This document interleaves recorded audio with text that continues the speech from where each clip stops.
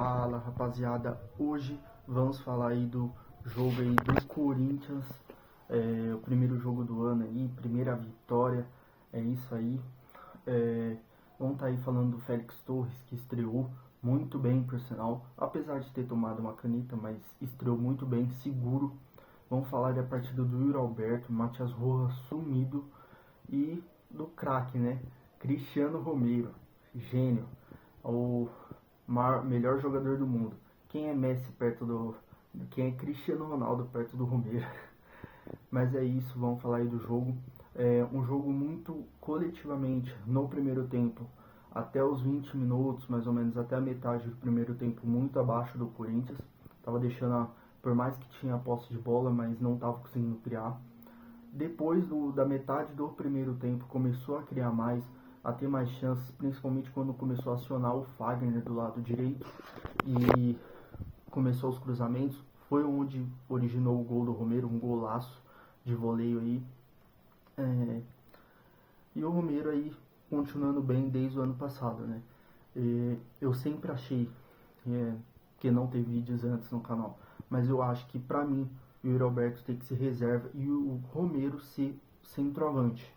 Não acho que ele jogue, por mais que ele jogue bem, voltando defensivamente, jogando pela ponta, ele jogue bem, mas eu acho que ele funciona melhor como centroavante. Eu lembro que uns 4, 5 anos atrás, em 2018, que ele fez até um hat-trick no Vasco e tudo mais, ele estava jogando de centroavante, fez vários jogos seguidos marcando gols aí pelo Corinthians, funcionou muito bem de centroavante.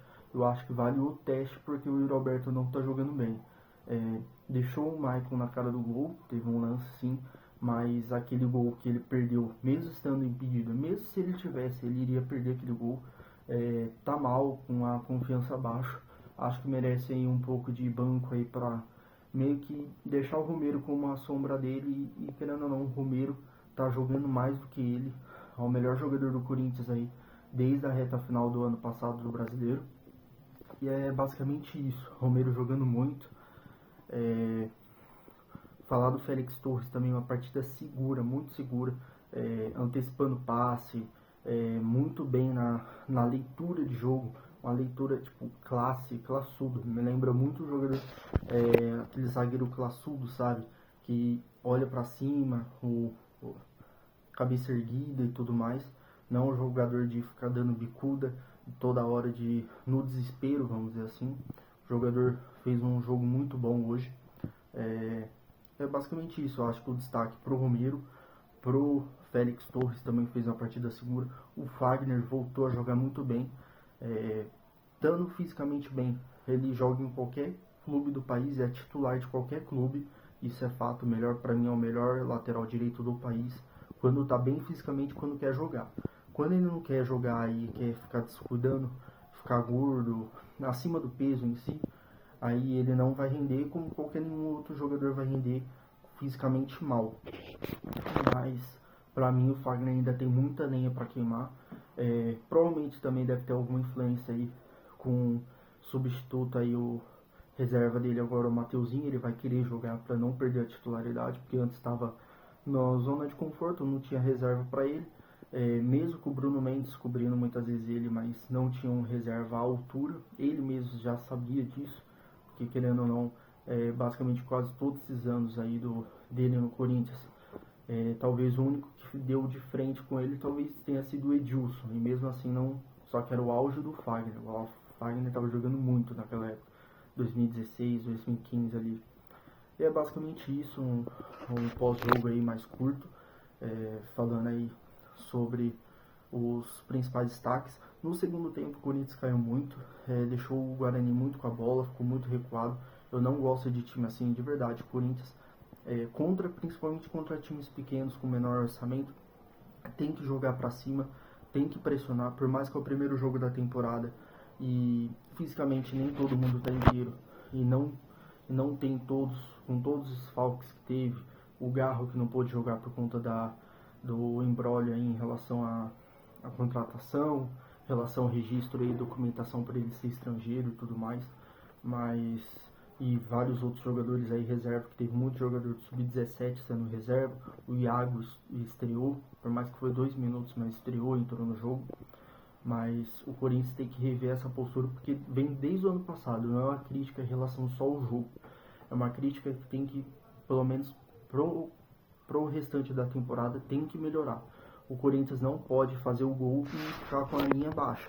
Pode jogar em transição, mas desde que seja pressionando lá na frente e tomando a bola e saindo em velocidade ali já próximo do gol, e não tendo que correr 30, 40 metros aí para num contra-ataque. Muitas vezes um ponta não vai aguentar o jogo todo fazer isso, além de cobrir lateral, ficar defensivamente aí cobrindo lateral e tudo mais, não vai aguentar correr a 30 metros, nem que seja o Gustavo ou o Wesley, não vai aguentar.